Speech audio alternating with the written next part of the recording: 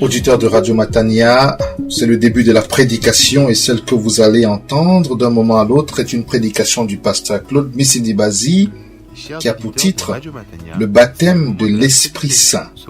Le baptême de l'Esprit Saint et pour texte de référence 1 Corinthiens chapitre 12 du verset 11 au verset 14 et du verset 27 au verset 31.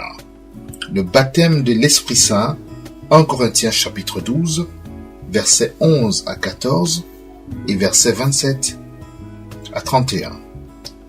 Des révélations sur le Saint-Esprit, des révélations sur la notion du baptême de l'Esprit, des révélations sur la nature de notre Dieu, de notre Seigneur Jésus-Christ, sur la parole de Dieu. Que le Seigneur vous bénisse et vous délivre. Le texte d'ouverture tiré du psaume 134. Vous tous, serviteurs de l'Éternel, bénissez son nom. Et Pierre nous dit que nous sommes une race élue, non pas pour nous gargariser de la grâce, mais pour annoncer les vertus de celui qui nous a rachetés. C'est une race de louangeurs. Et au ciel, il n'y aura que les élus. Et leur travail sera sur le mode de louer le Seigneur. Donc il y aura une continuité de ce qui a commencé ici-bas. Et là-haut, il n'y aura pas de surprise, parce que ceux qui sont déjà de la race des élus continueront à mieux faire dans une atmosphère de joie, de paix, d'amour et de force, célébrer le nom du Seigneur. On ne peut le faire que lorsque on sait qui on est. Je suis un élu. Vous êtes des élus et automatiquement, ce qui en résulte, c'est d'annoncer les vertus de celui qui nous a rachetés. Si l'on manque le temps de louange et d'adoration, on a manqué le culte. Si tu ne participes pas à ce temps de louange et d'adoration, tu as raté ton culte. Car au cœur du culte chrétien, ce n'est pas la prédication, ce n'est pas les prophéties, ce n'est pas les dons spirituels, ce n'est pas la Sainte Seine ou aussi la collecte, mais au cœur du culte chrétien de Yahvé, il y a la louange et l'adoration. Et louer Dieu, c'est créer sa joie. Louer Dieu, c'est féliciter le Seigneur. Louer Dieu, en fait, en quelque sorte, commence par une chose simple. Il s'agit d'ouvrir sa bouche. Alors, ce qu'il faudra, c'est que chaque dimanche, jeudi, vendredi, que lorsque nous avons l'occasion de louer le Seigneur, il y a au moins une 50aine de personnes minimum qui ouvriront leur bouche pour dire gloire à Dieu. Exalté soit le Seigneur. Il ne s'agit pas de faire des louanges kilométriques, mais il s'agit avant tout de s'arrêter et de reconnaître et de le confesser que Dieu est Dieu et qu'il est digne de louange. Que la structure biblique aille dans ce sens, que ça commence par le pasteur, les anciens, les diacres et tous les responsables. Et chaque fois, on doit ouvrir la bouche.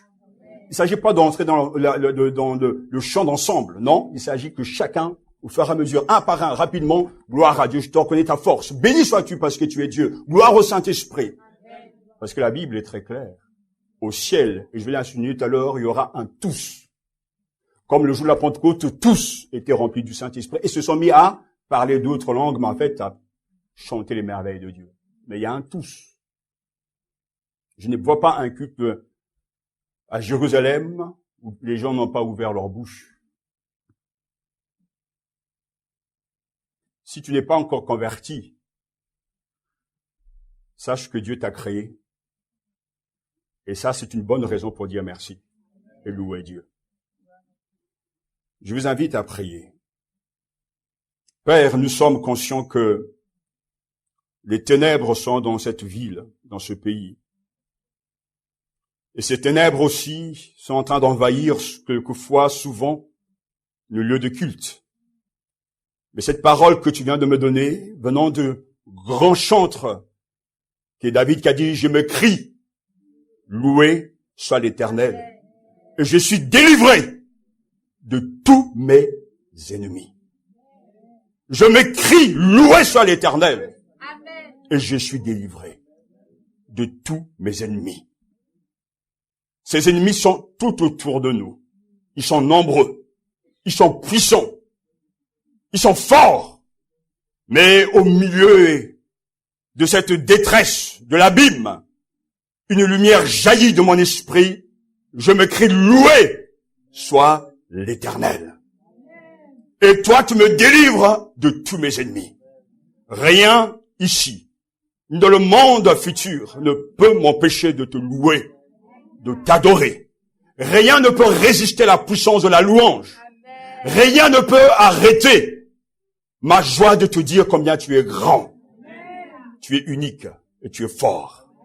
Seigneur, nous ne sommes pas préoccupés par nos ennemis, que soit leur visage, leur nature, mais nous sommes préoccupés par toi et de toi seul.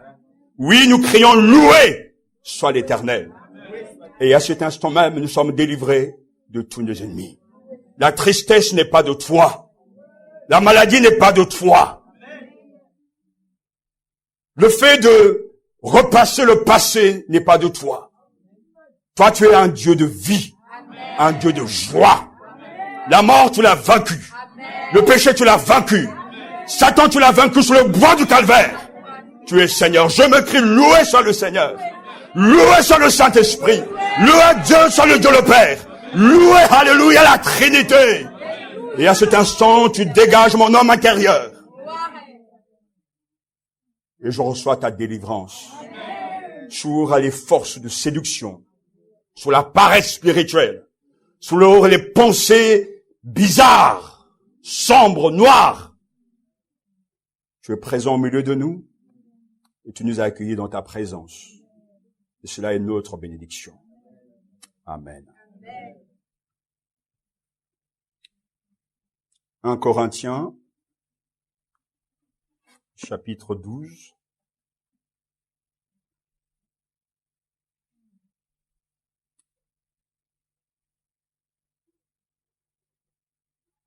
Nous allons faire de la lecture déjà à partir du premier verset. Faites attention à tous ces pronoms, vous, nous, un seul, etc., à toutes ces expressions. Pour ce qui concerne les dons spirituels, je ne veux pas, frères, que vous soyez dans l'ignorance. Vous savez que lorsque vous étiez païens, vous vous laissiez entraîner vers les idoles muettes, selon que vous y étiez conduits. Verset 3. C'est pourquoi je vous déclare que personne, s'il parle par l'Esprit de Dieu, ne dit Jésus est anathème. Et que personne ne peut dire Jésus est le Seigneur, si ce n'est par le Saint-Esprit. Verset 11.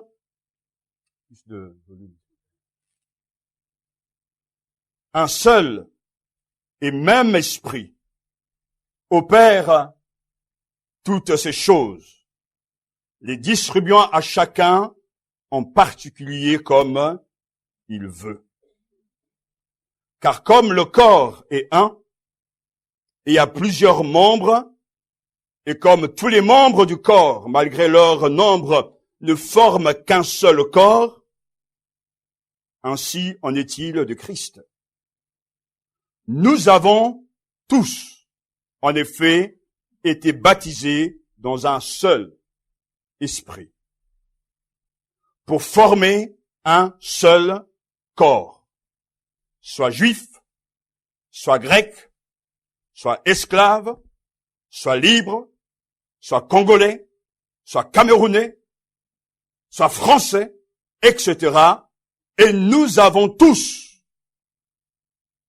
été abreuvés d'un seul esprit. Verset 27. vous êtes le corps de Christ et vous êtes ses membres chacun pour sa part. Et Dieu a établi dans l'Église, premièrement, des apôtres, deuxièmement, des prophètes, troisièmement, des docteurs, ensuite ceux qui ont le don des miracles, puis ceux qui ont le don de guérir, de secourir, de gouverner, de parler diverses langues. Tous sont-ils apôtres? Non, bien sûr. Tous sont-ils prophètes? Non, bien sûr. Tous sont-ils docteurs? Non. Tous ont-ils le don des miracles? Non. Tous ont-ils le don des guérisons? Non. Tous parlent-ils en langue? Non. Tous interprètent-ils? Non. Aspirez aux dons les meilleurs. Et je vais vous montrer encore une voie par excellence. Amen. Nous voulons accueillir la parole du Seigneur avec joie et avec une grande foi. Ce matin, il est question du baptême dans le Saint-Esprit. Le baptême dans le Saint-Esprit marque le commencement de la vie dans l'union avec le Christ. Le baptême dans le Saint-Esprit marque le commencement, le début donc de la vie dans l'union avec le Christ. Pour bien saisir ce thème si important, il faut répondre à au moins 6 questions. D'abord, qu'est-ce que le baptême de l'Esprit? Ensuite, quand reçoit-on ce baptême? À qui est-il accordé? Quelle est la force, la portée de ce baptême? Et qui baptise? Et enfin, quels sont les résultats du baptême de l'Esprit? Avant d'entrer dans le vif du sujet, rappelons-nous que le Nouveau Testament nous fait part au moins de 3 baptêmes. D'abord, il est question du baptême de Jean, dans Matthieu chapitre 3, verset 7. Et il est aussi question du baptême de l'Esprit, Matthieu chapitre 3, verset 11. Et il est bien sûr question du baptême d'eau, qui est en fait le témoignage public de notre engagement à Jésus-Christ. Ce sujet n'est pas un sujet qu'il faut zapper, parce que ce sujet est important à cause justement de la portée et du sens que la Bible en donne. Qu'est-ce que le baptême de l'Esprit? 1 Corinthiens chapitre 12 verset 13 nous répond. Nous donne la définition la plus précise. Nous avons tous en effet été baptisés dans un seul esprit pour former un seul corps. Soit juif, soit grec, soit esclave, soit libre, et nous avons tous été abreuvés d'un seul esprit. Christ baptise les croyants dans le Saint-Esprit. Et le dictionnaire biblique nous donne cette définition. L'effet de ce baptême est de placer, plonger ou immerger en Christ chaque croyant, en faisant de lui un membre de son corps et en l'unissant du même coup à tous les autres enfants de Dieu. Christ donc est celui qui baptise tous les croyants dans le Saint-Esprit. C'est celui qui baptise, et l'élément du baptême, c'est l'Esprit. Le baptême de l'Esprit produit en nous une œuvre intérieure dont le baptême d'eau par immersion est le symbole. Et selon Romains chapitre 6, versets 3 à 5 et Colossiens chapitre 2, versets 11 à 13, cette œuvre intérieure est celle de la mort et de la résurrection avec Christ, de la nouvelle naissance, de la réception de la nouvelle nature pour vivre une vie nouvelle. Ainsi, le baptême dans l'esprit est une œuvre spirituelle. Dieu change la nature de l'être humain par le Saint-Esprit, voire même dans le Saint-Esprit, dans le but de l'intégrer et de l'incorporer dans le corps du Seigneur Jésus. Celui qui est baptisé dans l'Esprit a donc vécu une expérience spirituelle.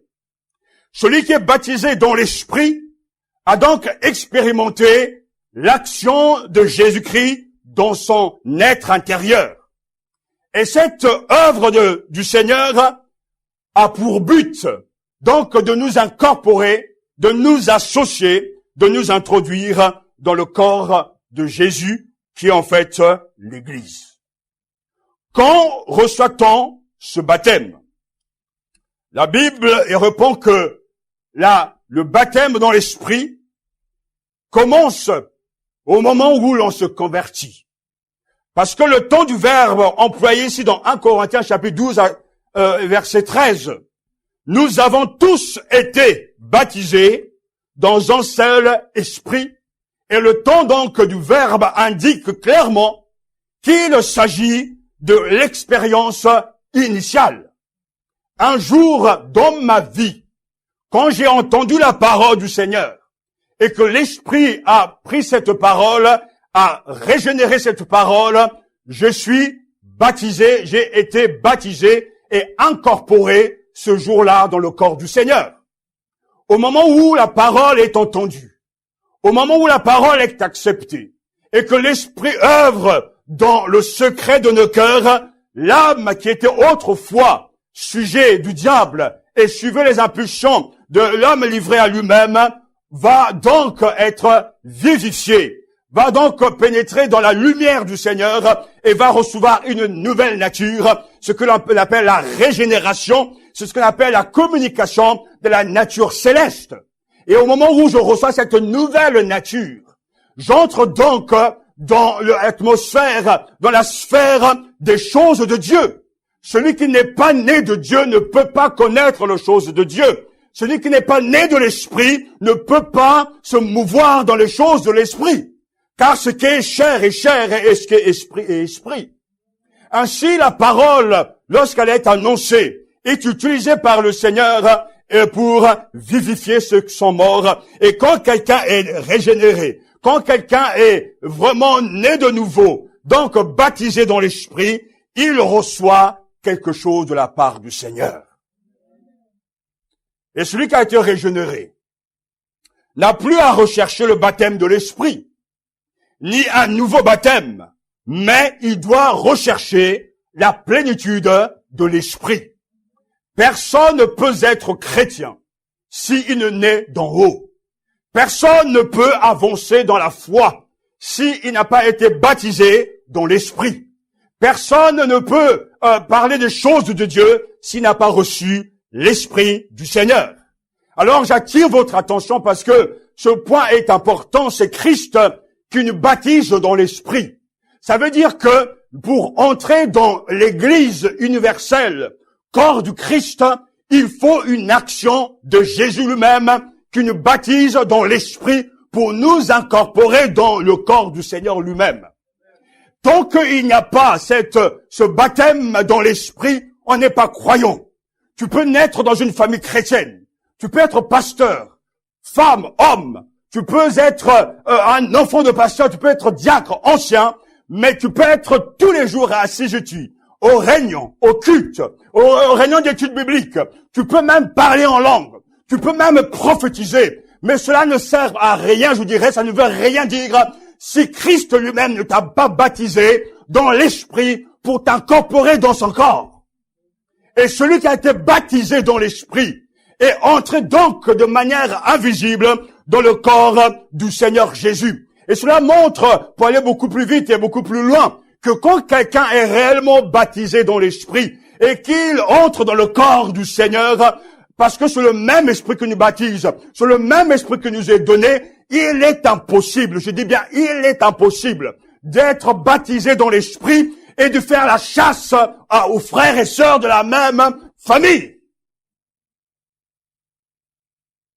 Parce que nous avons été baptisés dans le même Esprit, par le même Esprit et par le Seigneur lui-même.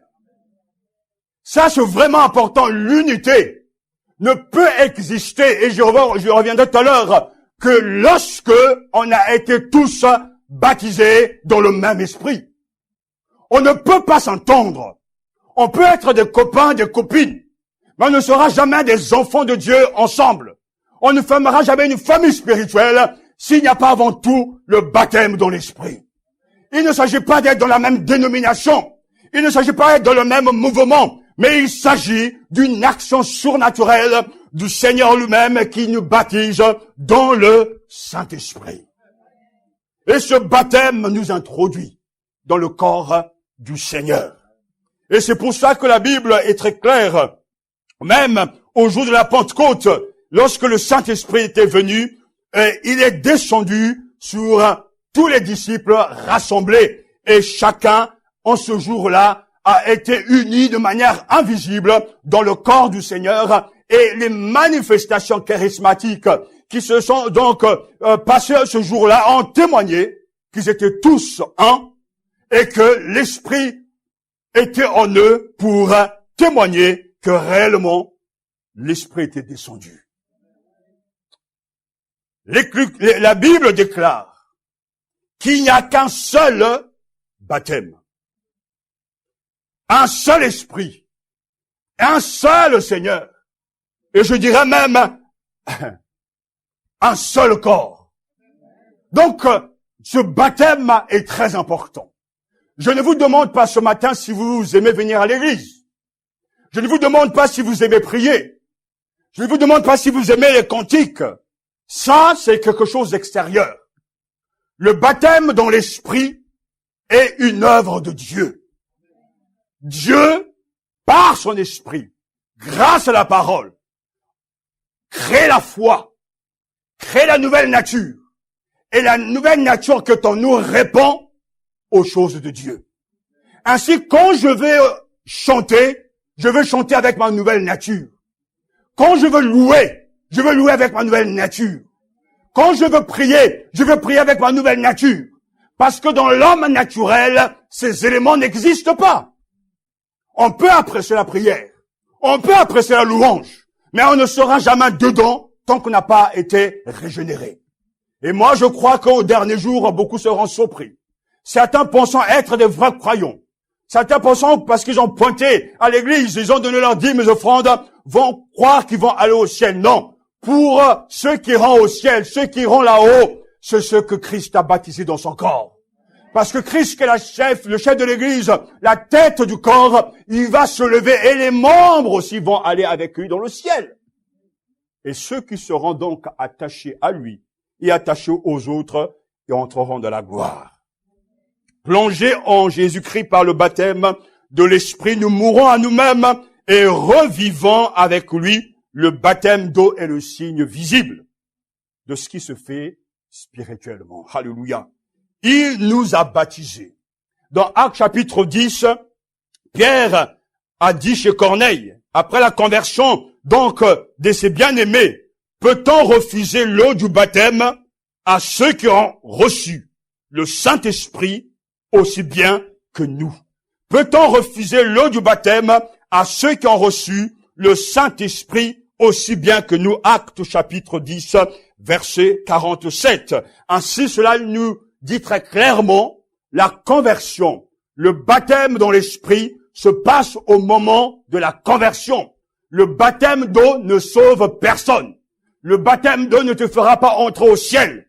Il faut que Christ fasse quelque chose en toi, qu'il te baptise dans l'Esprit pour que tu puisses aller aussi dans le ciel avec lui.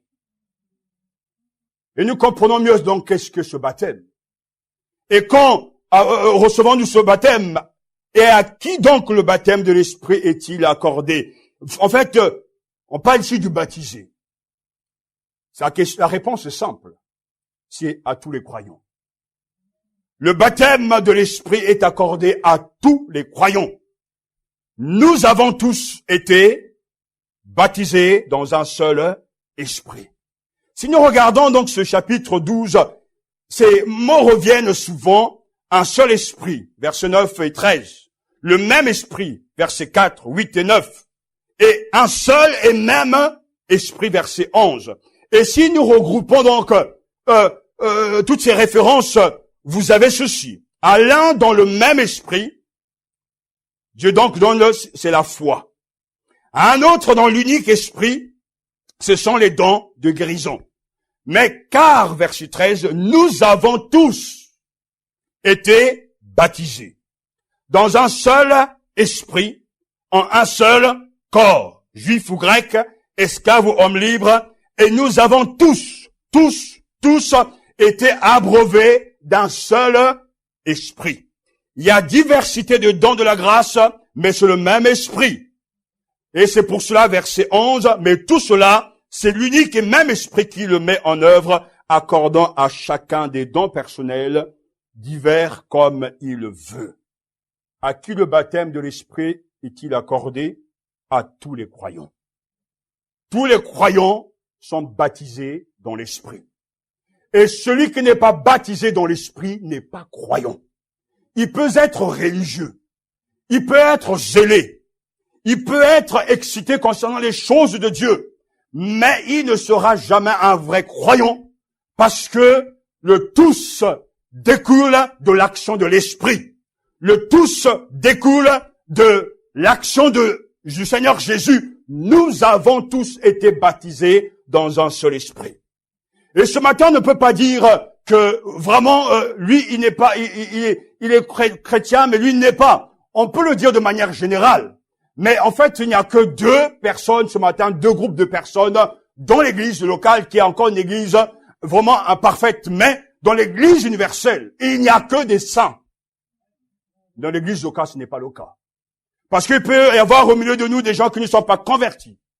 Et si vous n'êtes pas convertis, baptisés dans l'esprit par le Seigneur, vous pouvez m'apprécier. Vous pouvez même m'aimer. Mais de toute façon, vous et moi, on ne saura jamais, frères et sœurs. On va bien s'entendre, parce qu'on est des gens intelligents et on va se respecter. Mais on ne pourra jamais communier dans l'esprit, parce que pour communier dans l'esprit, il faut que tous soient remplis de l'esprit.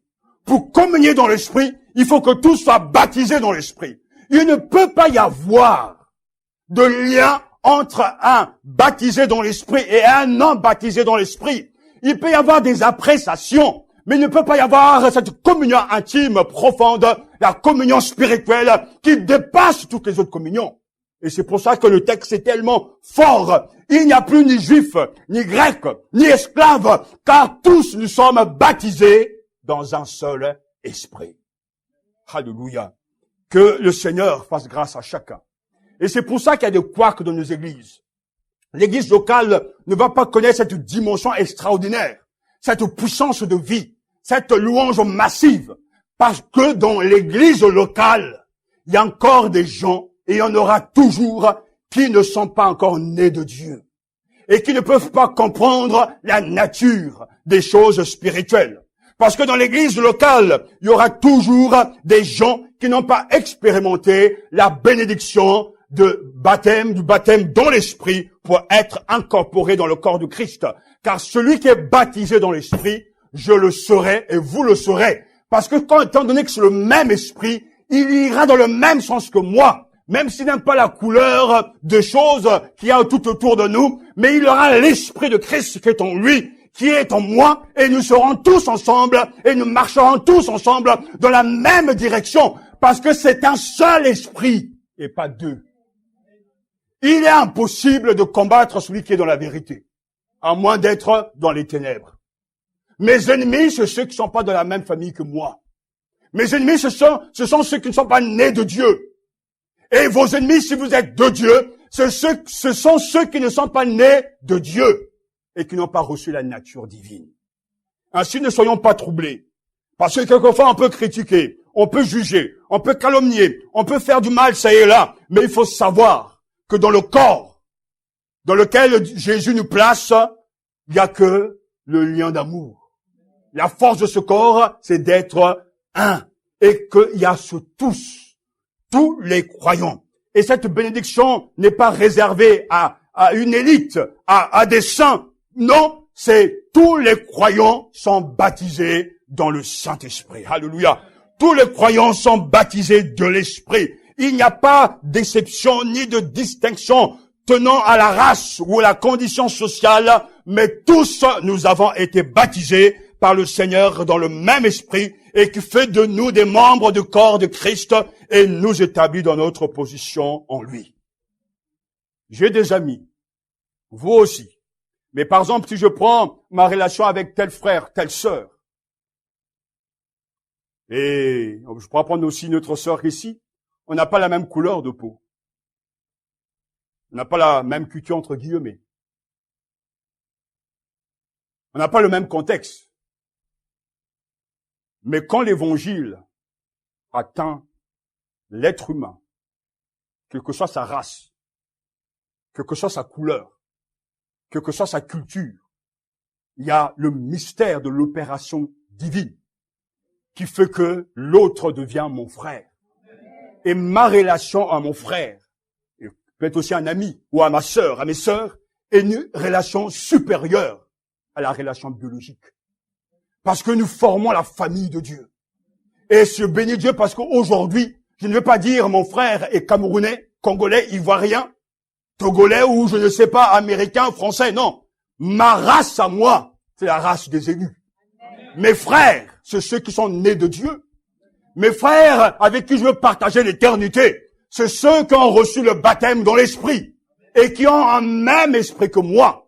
Je suis différent d'eux par rapport à ma taille, par rapport à ma couleur, par rapport à mes dents. Eux, ils sont différents de moi par rapport à ce qu'ils ont reçu aussi. Mais il y a quelque chose que nous avons en commun, un seul esprit qui nous a baptisés pour former un seul corps. Et c'est pour ça que je vous dis avec force ce matin, et le Saint-Esprit parle, on ne peut pas être désunis dans le corps de Christ. C'est impossible, puisque c'est le même esprit qui résidait en Jésus, qui résidait dans les apôtres, et qui est dans l'Église, et qui nous unit, qui nous solidifie, alléluia, et qui fait de nous un corps. Et le corps ne peut pas dire je n'ai pas besoin, plutôt, un homme ne peut pas dire je n'ai pas besoin des doigts ou d'un pied, non, le corps est uni. Discerner dans l'église locale ce qui détruit, ce qui divise. Ils ne sont pas animés de l'esprit du Seigneur. Ça, c'est l'esprit de Satan. Vous et moi, on doit tellement s'aimer de l'amour agapé qu'on doit souffrir les uns pour les autres. Quand on est baptisé dans l'esprit, on est capable de porter les fardeaux les uns des autres. Quand on est baptisé dans l'esprit, on peut s'aimer les uns les autres. Et quand j'entends, parce qu'aux États-Unis, ça arrive souvent, les gens sont obsédés par les États-Unis, je ne comprends pas pourquoi, parce que tout n'est pas bon là-bas. Et en ce moment, on n'arrête pas de nous marteler avec les histoires des élections et tout ce qui s'est passé avec cet ouragan. On dit, mais on oublie les Haïtiens. Comme si ils ne valaient pas plus qu'un Américain. Mais Dieu les jugera en son temps. Les gens sont obsédés, mais pourtant dans ces mêmes églises, certains vont dire qu'on ne veut pas de noirs. On ne veut se moquer des blancs. L'esprit de Christ ne divise pas. J'ai vécu moi-même en France dans une église. On me dit qu'on ne veut pas de noirs lors du culte du matin. Alors, il me disait, faites un autre culte l'après-midi avec les frères noirs. Mais il m'a dit, l'esprit de Dieu ne travaille pas comme ça. Et j'ai quitté cet endroit. Mais comme Dieu ne dort pas, il travaille. Quelques années après, ce fameux pasteur a connu des difficultés. Et on se retrouvait dans le bureau pastoral. Et j'ai dit, toi, si tu ne te réponds pas, toi, on s'entendra pas. Et cet homme a demandé pardon. Parce qu'il a reconnu que ce n'était pas Dieu qui était en train de le diriger. Mais j'ai compris que la culture, c'est anglophone, c'est la culture de cet homme était déjà empoisonnée par cet état d'esprit que le noir est inférieur au blanc. Et que c'est pour ça, quand on se convertit, il faut que la nouvelle culture, la culture de Dieu, enlève l'ancienne culture. Parce qu'en Christ, il n'y a pas de blanc, ni de juifs, mais il y a seulement les enfants de Dieu. Et je bénis Dieu pour la diversité des couleurs.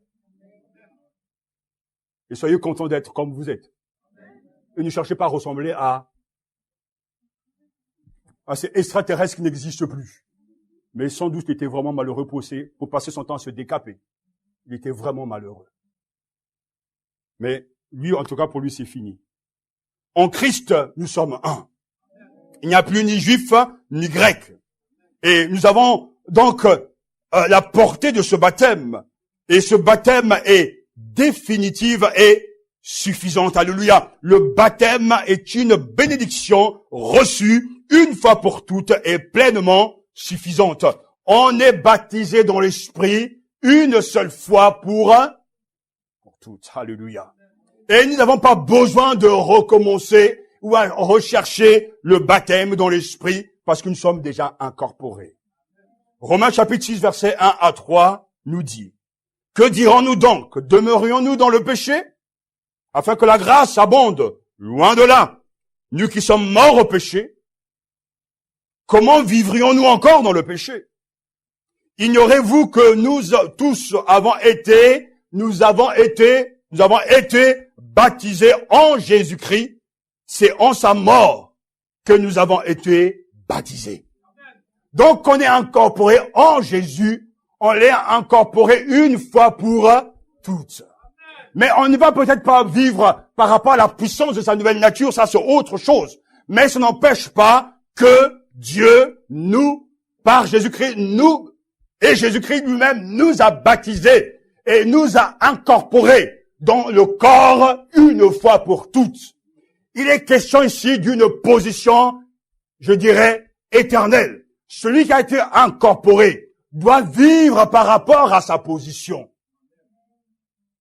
Prenons comme exemple, si je suis le fils d'un roi, et je le suis spirituellement, mais si c'était un roi terrestre, je nais dans cette famille royale. J'ai donc une position réservée. Mais ça ne veut pas dire que je vais marcher selon ma position. Parce que le fils d'un roi peut marcher comme un voyou. Le fils d'un roi peut marcher comme un mendiant. Le fils d'un roi peut ne pas comprendre la portée, justement, de ses privilèges. Mais ça n'empêche pas que sa position est claire. C'est le fils du roi. Si je m'appelais Sarkozy, mon nom me place de la famille. Bien qu'on puisse emprunter le nom. Mais né donc de ses parents Sarkozy, je suis donc de cette famille. Même si je vis comme n'importe quel jeune homme, ça n'empêche pas que par rapport à ma position, à mon rang, je suis de cette famille-là. La nouvelle naissance, c'est pareil. Être positionné dans le corps de Christ ne nous garantit pas de marcher dans les choses de Dieu. Être incorporé dans le corps de Christ est la condition. Mais il faut marcher selon l'esprit pour vivre et expérimenter les choses de l'esprit. Parce que les privilèges, nous les avons. Les bénédictions, nous les avons. Mais il faut marcher par la foi. Rechercher la sanctification sans laquelle personne ne verra le Seigneur. Il faut mortifier la chair pour pouvoir jouir de ce grand privilège et de cette grande bénédiction. Le fait d'être en Christ est une position. Mais il nous faut demeurer en Christ. Il nous faut marcher dans la vérité. Il nous faut aimer la vérité. Et c'est pour ça que dans 1 Corinthiens chapitre 5 verset 7, l'apôtre appelle les Corinthiens à vivre ce qu'ils sont en Christ. Faites disparaître le vieux levain afin que vous soyez une pâte nouvelle, car Christ, notre Pâque, a été immolé. Faites disparaître le mal. Mais c'est à nous de le faire. Enlevez le mal du milieu de vous. Pourquoi? Parce que nous sommes devenus des enfants de Dieu. Parce que nous avons été baptisés dans l'Esprit. afin que vous soyez une pâte nouvelle, car Christ, notre Pâque, a été immolé. Alléluia. Il est tellement important de réaliser d'abord notre identité, notre position. Nous sommes en Christ, nous avons été baptisés en Jésus, baptisés dans l'Esprit par Jésus-Christ, et nous devons aussi marcher selon l'Esprit. C'est pour ça qu'il y a des gens qui ne grandissent pas.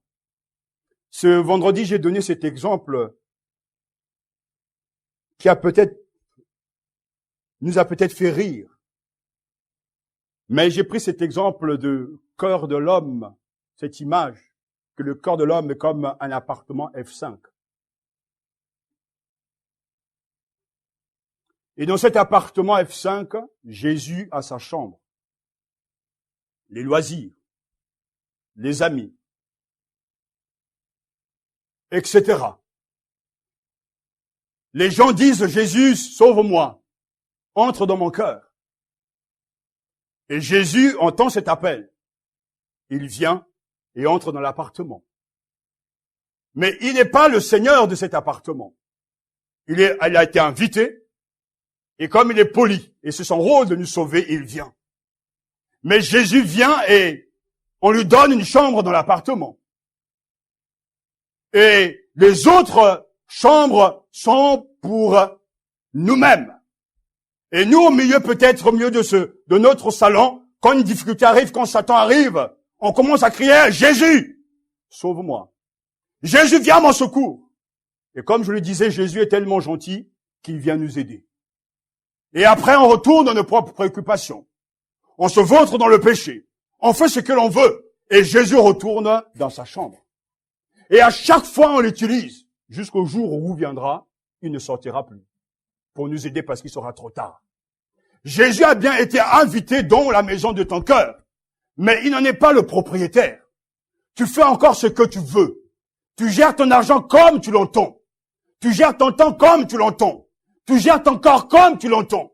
Il n'est seigneur de rien. Et souvent, ce qui se passe, c'est, je l'ai vu dans les cas de délivrance, quand Jésus n'est pas accepté comme seigneur, rien souvent ne se passe. Et même les gens qui se sont approchés du Seigneur, lorsqu'ils sont attaqués par des démons, et que Satan vient dans la maison, dans cet appartement, il entre dans le salon, et qu'est-ce qu'il voit? Il voit l'homme qui lui-même trône sur son propre cœur. Donc, Jésus est dans la chambre, Satan entre dans le salon, il fait ce qu'il veut. Il casse, il démolit, il va dans la cuisine, il prend le steak dans le congélateur, il le fait griller, etc. Il fait ce qu'il veut.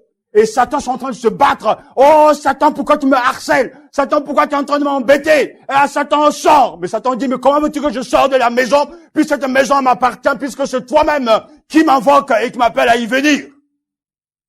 Mais si dans cet appartement, dans cette maison, Jésus en est le Seigneur, le propriétaire, Satan va venir avec sa clé pour entrer. Dès qu'il veut ouvrir la porte, que voit-il? Qui voit-il? Le maître de la maison est là. Le Christ. Peut-il entrer? Pour pouvoir entrer, il doit pousser le Seigneur. Il doit détruire le Seigneur. Mais maintenant, nous savons que cela est impossible. Parce que Christ a tout accompli. Il a vaincu la mort. Il a vaincu Satan sous la croix. Alléluia. Il a reçu le nom qui est au-dessus de tout nom. Et Jésus trône sur son trône très élevé. Et Satan veut pénétrer la maison. Les démons veulent entrer. L'esprit d'impudicité, l'esprit de mensonge, l'esprit de destruction. Mais comme l'esprit de Dieu est déjà là avec le Seigneur, la Trinité est déjà là, le Satan qui vient est confronté et arrêté par la présence du maître de maison.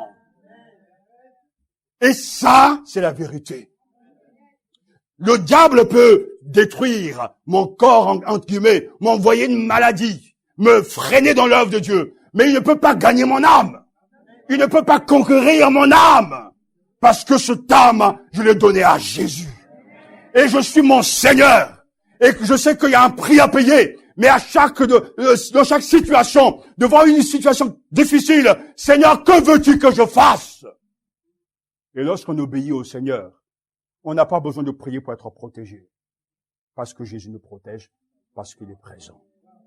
Je suis là ce matin et je sais que bien des démons se sont levés pour m'arrêter. Depuis même dans le sein de ma propre mère, les médecins avaient dit, cet enfant ne naîtra pas. Mais la parole prophétique est arrivée à ma mère alors que sa situation a été difficile et que cette grossesse était compliquée. Non, la parole de Dieu est venue, cet homme, ce garçon sera un serviteur de Dieu. Garde ta grossesse, tu me mettras au monde. Et je suis là. J'ai frôlé 4 fois la mort. Et je sais que Satan ne m'aime pas. Vous savez, non pas parce que je suis exceptionnel, mais parce que je suis devenu serviteur d'une parole. Une parole qui a renversé les forteresses. Une parole qui brise le roc. Une parole puissante. Et Satan fait tout. Il m'arrive deux fois les samedis soirs dans la nuit, je dors comme des mains qui veulent m'étrangler pour que je ne puisse pas ouvrir ma bouche. Mais je bénis l'Éternel, loué soit l'Éternel, et je suis délivré de mes ennemis. Je n'ai pas besoin d'être protégé par des choses. La présence de Christ dans ma vie est ma protection. Et le jour où je quitterai ce monde, c'est parce qu'il a décidé. Donnez votre maison au Seigneur. Soyez derrière le Seigneur, le serviteur du Seigneur, et non pas, ne vous servez pas de lui. Et beaucoup seront surpris au dernier jour, parce qu'il dit, Seigneur, j'étais à l'église, j'ai parlé en ton nom, j'ai prophétisé en ton nom. Mon épouse me posait cette question, mais comment est-ce que cela soit possible? J'ai prophétisé en ton nom, j'ai fait ceci en ton nom, et Jésus dit, je ne vous connais pas. Et je lui ai répondu ceci, que tout ce que les gens ont fait était des œuvres extérieures. Ça n'a jamais été le fruit de l'esprit. Ils ont peut-être guéri les malades, mais le fait de guérir quelqu'un n'est pas quelque chose de surnaturel en soi, parce que Satan aussi guérit des gens. Des sorciers ont la capacité de le faire. Mais ils n'ont jamais produit le fruit de l'esprit, ces gens-là. Ils n'ont jamais porté le fruit de l'esprit, que l'amour, la paix, la joie, la gentillesse, la maîtrise de soi. Parce que c'est l'œuvre de l'Esprit Saint, ça. Et celui qui est habité par l'Esprit Saint peut porter le fruit de l'Esprit. Mais celui qui est animé simplement d'un esprit, et l'esprit humain, l'esprit du diable est capable de faire des choses extraordinaires. Alors, au dernier jour, ils se sont donc attribués, ou bien ils ont utilisé le nom de Jésus. Et ça, je vous le dis, que le nom de Jésus est tellement fort qu'il est puissant pour faire des miracles. Il y a des gens qui sont dans des sectes parce qu'ils entendent simplement le nom de Jésus, ils vont croire. Ce n'est pas le lieu, la secte en soi qui va les garder et les conduire à la vérité, non, mais parce que le nom de Jésus est puissant. Ce nom est chargé de sens. Et le fait de croire, comme la Bible dit, quiconque invoquera le nom du Seigneur sera sauvé. N'oubliez pas, même quand le prophète Élisée était mort, je lisais ce passage, on a mis son corps dans cette tombe. Et il n'a pas eu le temps de refermer la tombe et il passait des gens qui allaient enterrer un proche, sans doute. Mais comme ils étaient dans la précipitation, ils ont pris le corps de ce proche, ils l'ont jeté dans la même tombe qu'Élisée, et dès que le corps a touché le corps d'Élisée, il est ressuscité. Parce que l'onction de Dieu, alléluia, la présence de l'Esprit résidait dans le prophète. Et là même, ces ossements étaient tellement imprégnés de la présence de Dieu que le corps étranger a recouvré la vie. Alléluia. Et ça, c'est formidable. Vous lirez donc ce passage dans le livre des Rois, le 2e livre des Rois. Vous lirez donc, c'est quelque chose de ça m'a ébranlé, ça m'a dit, Seigneur, la présence de Dieu est une vie. Oui, baptisé dans le même esprit. Et quand Christ trône sur le trône de ton cœur, tu es vraiment là où tu dois être, en train de faire ce que tu dois faire, parce que personne ne peut détrôner le Christ. Chers amis, je vous en supplie de toutes mes forces, donnez à Jésus la première place. Vous allez perdre si Jésus n'a pas la première place. Que votre préoccupation dans ce monde, dans les jours qui vous restent, que Dieu vous prête, soit de vivre pour Jésus, de le glorifier, de investir dans les choses célestes, parce que tout le reste n'a pas de sens. Vous voulez vous marier, ce n'est pas la priorité. Vous voulez avoir des enfants, ce n'est pas la priorité. Vous voulez avoir beaucoup d'argent, ce n'est pas la priorité. Parce que vous pouvez recevoir toutes ces bénédictions et c'est légitime. Mais si vous n'avez pas laissé gagner par le Christ, votre Seigneur, vous allez tout perdre. Vous allez quitter ce monde sans rien. Jésus doit avoir la première place. Jésus doit être le Seigneur de ta vie. Il doit être le maître de tes pensées. Le maître, justement, de ta louange. Il doit être au cœur de tout. Et j'ai même à vous dire, parce que moi, je veux loin dans la camaraderie avec le Seigneur. Avant même d'utiliser un centime de ce qui vous pensez être à vous, demandez au Seigneur de vous guider. Avant d'envisager un voyage, demandez au Seigneur s'il vous donne la permission d'utiliser son argent. Car beaucoup de gens utilisent le Seigneur en disant, oui, j'ai donné ma dîme, donc Seigneur, tu me comprends, le reste c'est pour moi. Mais tout appartient à Dieu. Parce que l'appartement est à Dieu, celui qui décide va dans la cuisine. Ce matin, je veux manger du gigot à midi, etc., va griller le gigot. Ce matin, je veux manger des pommes de terre, ou enfin à midi plutôt, je veux manger des pommes de terre. C'est nous soumettons à l'ordre de notre Seigneur.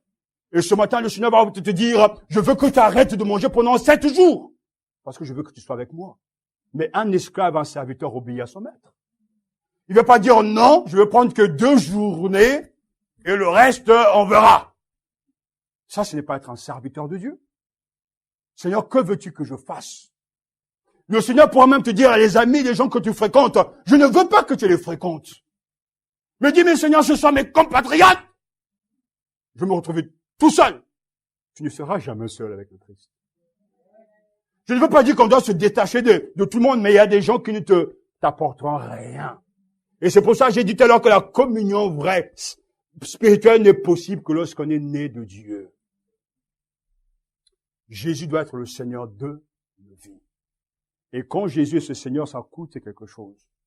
Dieu me voit, Dieu nous voit ce matin, je sais que servir Dieu, ça coûte quelque chose. Ça a un prix. Mais s'il faut souffrir 90 ans, 95 ans, pour entrer dans la félicité céleste, alors, Seigneur, ça vaut le coup. Si je dois quitter tel proche, si je dois quitter tels amis qui m'apportent rien et qui me retardent, qui m'embrouillent, alors Seigneur, ça vaut le coup. Si je dois me retrouver seul en tant que missionnaire à tel endroit, alors que je rame, mais toi avec moi, alors ça vaut le coup. Car celui qui fait la volonté de Dieu ne peut pas rater sa vie.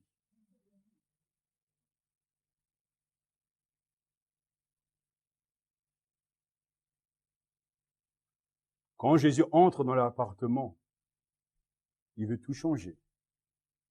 Il dit, ce papier peint ne me plaît pas. Enlève-le, change-le. Change-moi cette peau moquette. C'est pas ce que moi je veux. Une image, n'est-ce pas? Mais à chaque fois que la parole est prêchée, Jésus est en train de montrer ce qu'il faut changer. Et à chaque fois qu'on entre dans la réalisation de cette parole, petit à petit, Jésus devient le Seigneur de la maison. À chaque fois qu'on refuse de suivre les instructions du Seigneur, c'est le moi ou Satan qui est en train de gouverner. C'est pour ça que la langue un chrétien devient de plus en plus mature. Et je veux dire que je deviens de plus en plus sensible à l'amour de Dieu, à la paix de Dieu. Parce qu'au fur et à mesure des années, je cède ce qui m'appartient au Seigneur. Et de plus en plus, Jésus, je dirais, s'amplifie en moi. Il se forme dedans de nous. Parce que on lui cède ce que on pourra penser être tellement important pour nous. Et la plus grande difficulté dans le travail que le Seigneur fait, alors qu'il nous fait grandir, c'est de céder ce qui est légitime. Et c'est pour ça qu'il a tenté même Abraham en lui demandant son fils, le seul qu'il avait. Si tu m'aimes vraiment, Genèse chapitre 22, donne-moi en sacrifice ton fils. Dieu n'avait pas besoin de cet enfant, mais il voulait éprouver la foi d'Abraham. Et ce qui était légitime, qui n'était pas un péché, Abraham a préparé l'autel pour tuer l'enfant, et Dieu a arrêté net pour dire, voilà, je sais maintenant que tu crains l'Éternel. Et pour la première fois dans l'histoire des hommes, Dieu jure par lui-même, je dis bien par lui-même, hein, tu seras béni de toutes les nations, et je ferai de toi une source de bénédiction pour toutes les nations. Un homme a entendu cette parole. Dieu a juré par lui-même. Parce que Abraham avait donné ce qu'il y avait de plus légitime. Et souvent, il est tellement important de pas simplement de donner au Seigneur nos péchés. Le Saint-Esprit est en train d'insister dans mon corps pour que je vous le dise. Il ne s'agit pas simplement d'abandonner le péché, d'abandonner la musique du monde, d'abandonner les jeux de ce monde. Mais il s'agit aussi d'abandonner ce que même la bénédiction de Dieu. Si Dieu veut reprendre ton enfant, laisse-lui reprendre cet enfant parce qu'il sait ce qu'il fait.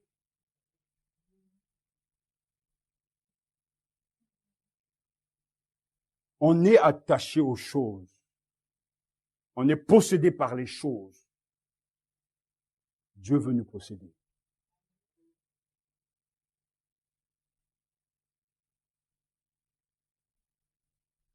Jésus est-il réellement le maître de ta vie?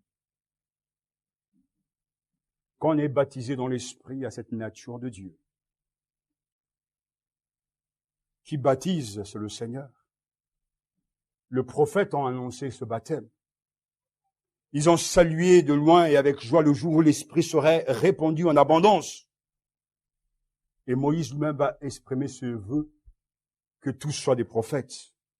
Jean-Baptiste lui-même a plusieurs fois parlé de ce baptême lorsqu'il dira « Mais moi, je vous baptise d'eau pour vous amener à la repentance, mais celui qui vient après moi est plus puissant que moi.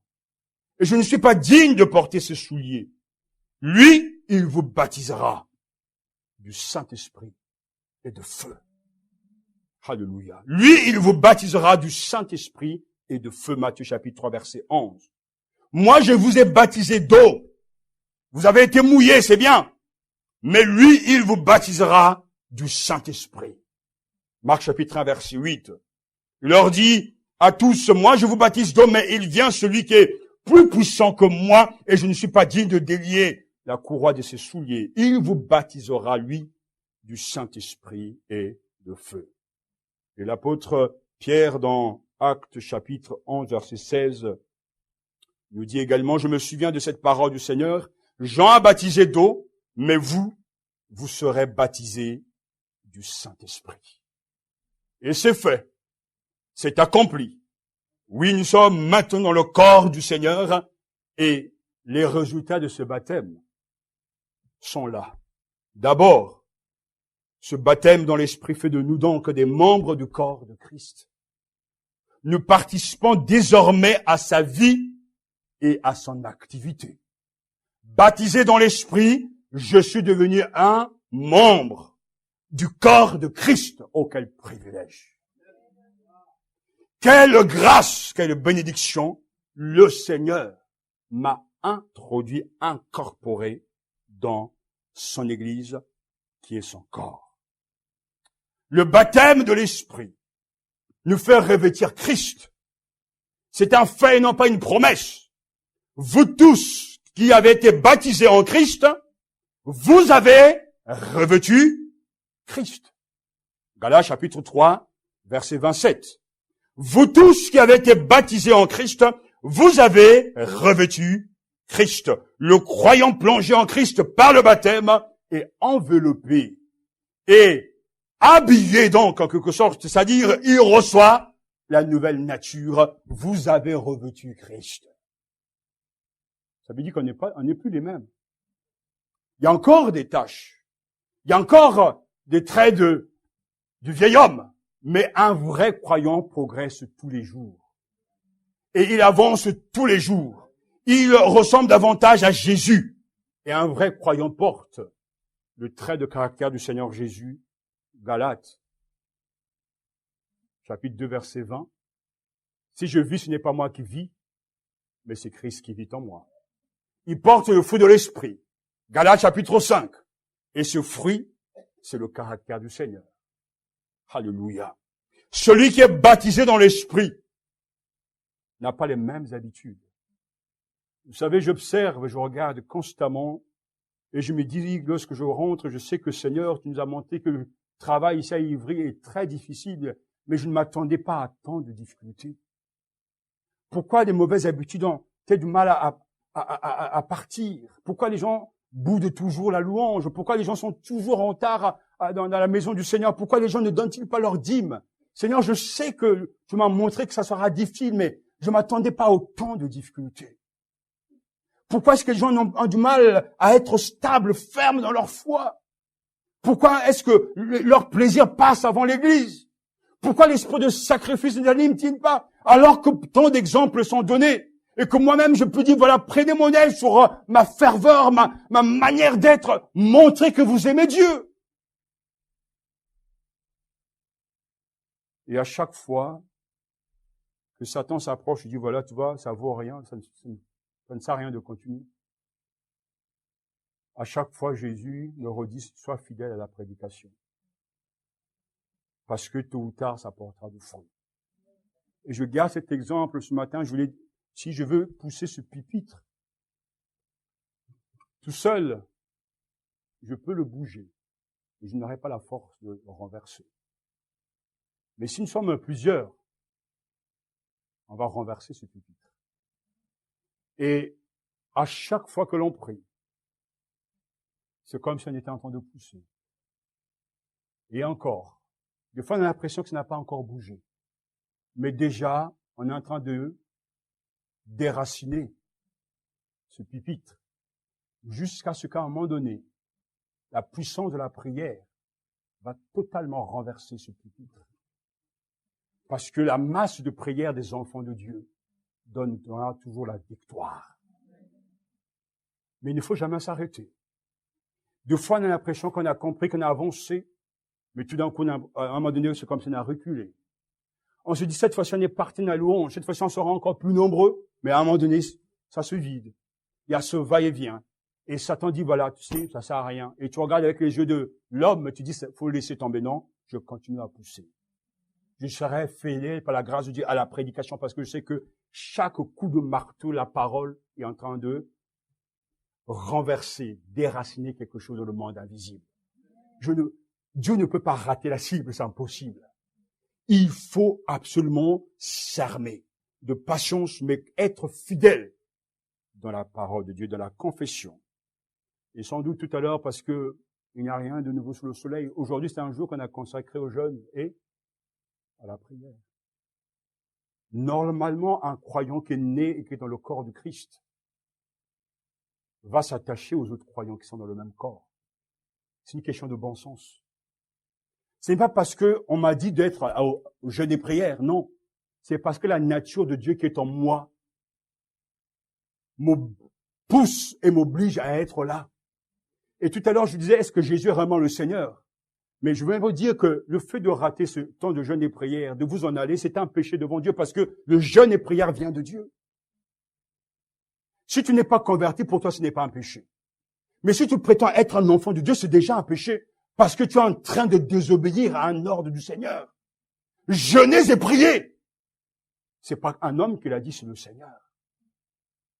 Et je comprends pas, mais je le comprends très bien. Ce jour-là, tout d'un coup, il y a toujours des excuses. Les amis sont arrivés chez moi, c'est mes vacances, etc. Mais quand Jésus est réellement le Seigneur de ta vie, il y a des priorités. Mes amis, ma famille, ils peuvent attendre. C'est pas eux qui vont m'emmener au ciel. Mais je vais d'abord faire la volonté de mon Père. Et quand je serai rempli de joie, je vais à visiter les membres de ma famille pour les bénir et ils seront bénis vraiment. Tu pourras rester chez toi avec tes amis, tu les béniras pas davantage si tu vas avec la présence de Dieu. Les gens désobéissent constamment au Seigneur, je le vois, et à chaque fois, je suis un homme profondément triste, je vous le confesse, la tristesse m'habite, car j'ai du mal à comprendre pourquoi, bien que je comprends par la Bible qu'il y a des enfants de Dieu qui ne sont pas, mais pourquoi est-ce que vous n'entrez pas dedans une bonne fois pour toutes et vivez ces choses? C'est la vérité. Jésus est-il le Seigneur de ta vie? Non, mais il faut encore crier. Venez aux réunions de la Bible. Venez aux études bibliques. Est-ce qu'un croyant qui a été baptisé dans l'Esprit, qui a reçu la nature de Dieu, qui s'alimente de la parole de Dieu, on doit l'obliger, pratiquement le tirer par le bout de la chemise d'aller venir aux réunions de la prière, aux études bibliques? Non, parce que sa nature qui est en lui désire le lait de la parole. Et en fait, ceux qui sont nés de Dieu diront Amen. Je me tiendrai un jour devant Dieu et je ne m'aurai pas rougi de ne pas vous avoir parlé de tout mon cœur. Parce que je vais vous éviter l'enfer. Prenez au sérieux la parole de Dieu. Prenez au sérieux le Seigneur. Et si tu n'es pas né de nouveau, crie au Seigneur, Seigneur, sauve mon âme. Baptise-moi, mais fais quelque chose en moi parce que je dois être différent. Je sais très bien que je ne parle pas ici de perfection, mais c'est cette tendance, ces envies qui m'habitent, qui m'animent.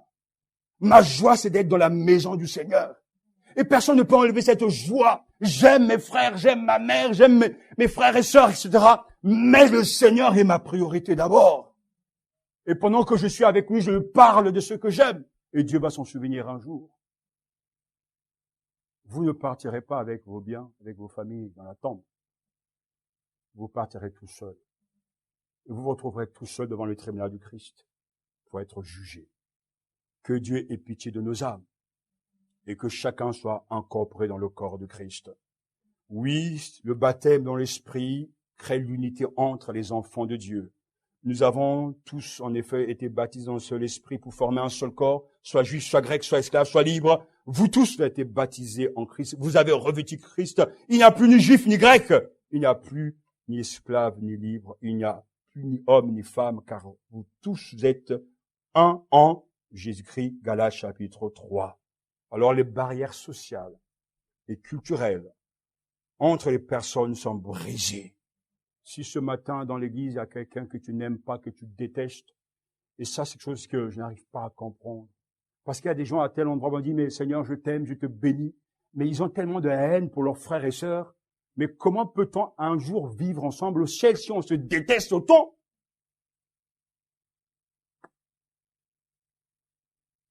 Soit tous les deux, il faut se repentir, soit un doit se repentir, mais il est impossible d'être autant divisé.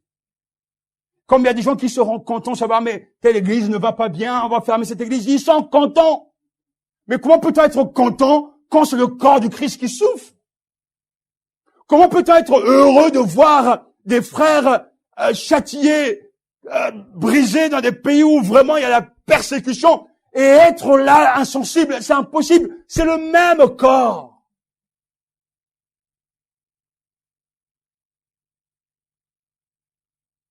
Un pasteur me disait il y a quelques jours, je me rends compte, frère, un pasteur me disait, mais est-ce que vraiment beaucoup seront sauvés? Il me posait la question.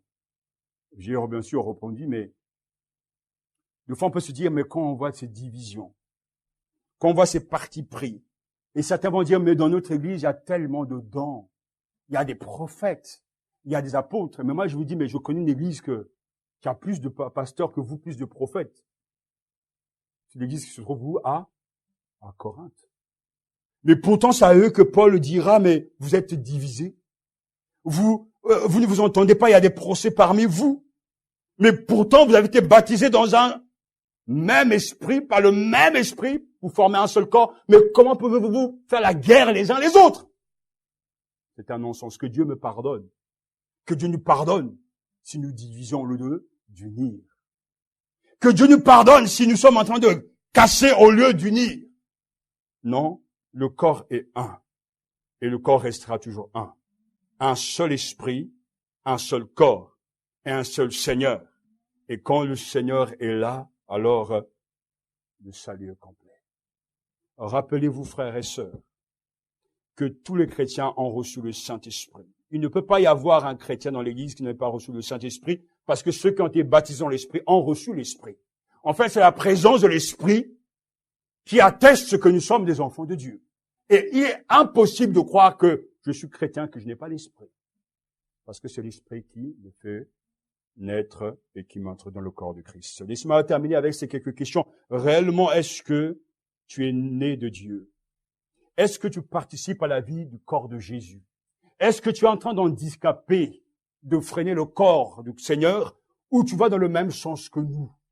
Tu ne peux ne pas partager peut-être la manière de faire les choses, mais tu dois partager au moins l'esprit d'unité, l'amour de Dieu, l'amour de la vérité, l'amour de sauver les païens. Est-ce que tu es membre du corps de Christ? Je ne te demande pas si tu as reçu ta carte de membre de l'église de telle et telle, telle. Et c'est pas grave, déchire ta carte si ce n'est que la carte des hommes. Mais est-ce que tu es membre du corps de Jésus? Les fruits sont là. La nouvelle nature. Tu es dans ce corps et tu dois y marcher. Tu dois travailler pour l'avancement de ce corps. Tu dois chercher toujours à ce que l'Église avance. Et si ces choses sont en toi et ils progressent, alors loue le Seigneur, parce que tu es vraiment dans le corps. Si tu as la haine pour quelqu'un, arrête-toi, parce que tu as attristé l'esprit. Si tu n'as plus d'amour pour la prière, si pour toi venir à l'église c'est une corvée, si Jésus n'a pas la première place, il faut t'arrêter maintenant ce matin. Soit tu décides de le suivre, et j'aimerais dire aussi, soit laisse-le tomber, mais ne fais pas semblant, parce que tu auras tout perdu. Dieu est pour les bouillants, et il est capable de sauver celui qui est froid, mais il va vomir celui qui est tiède. Et ça, c'est ce que l'Église aujourd'hui est en train de créer. Dieu seul sait ce qui est en train de se passer dans ce monde.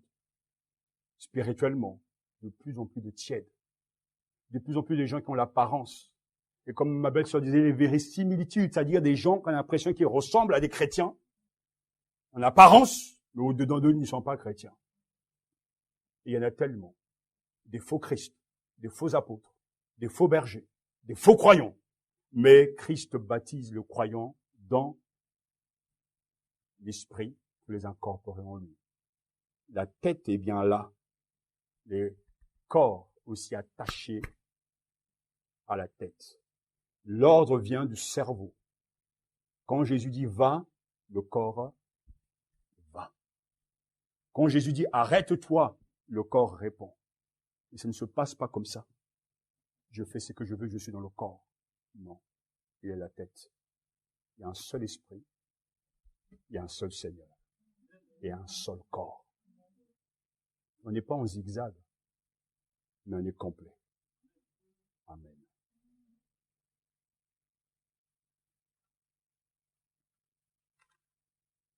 Mettons-nous devant le Seigneur encore.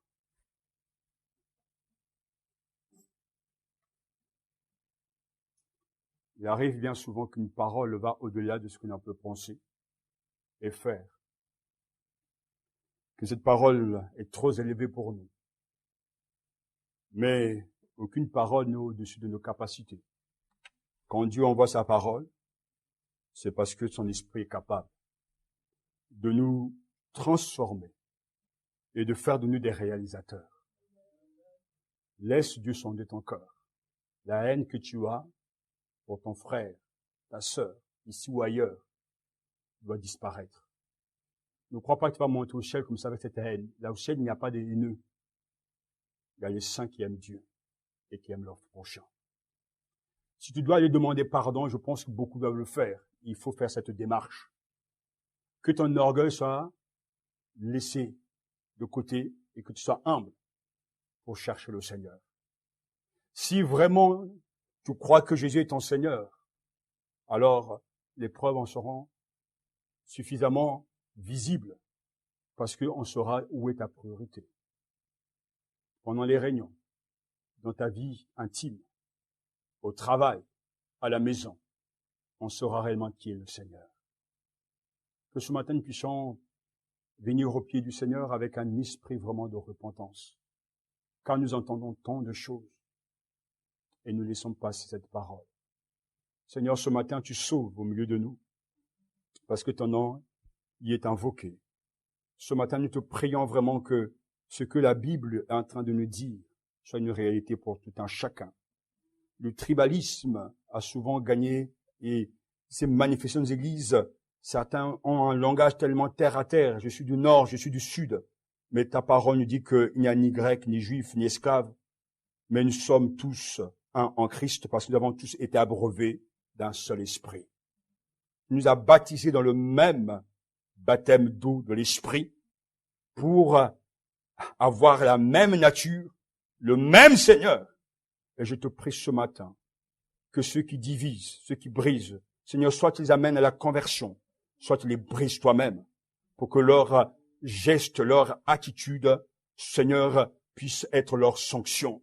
Je te prie vraiment que tu puisses faire de chacun de nous des acteurs d'un corps qui avance, d'un corps qui est en association unie à la tête qu'est Christ.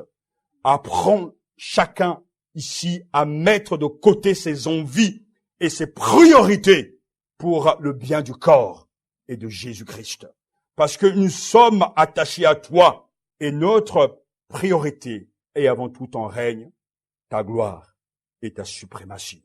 Seigneur, reconvertis les cœurs et que dans ces temps qui nous restent ici-bas, où il y a tant de sujets de tristesse, donne à ton serviteur la joie, soit de voir ces choses, mais comble mes attentes au Seigneur, et que tout ce que tu as préparé de bon, que Seigneur, ton nom, il soit glorifié.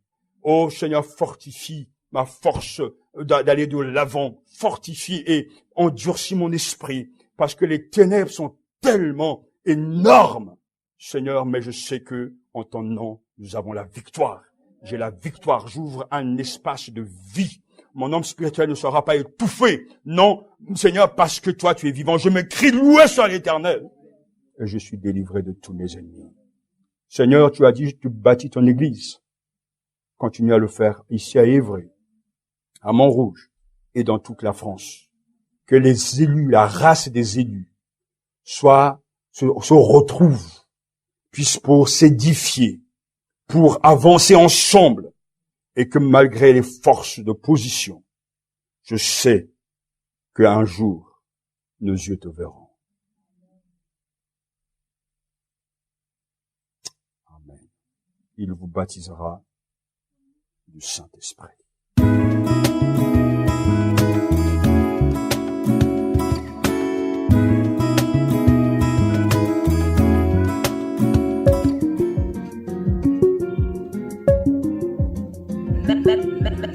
Natania Radio.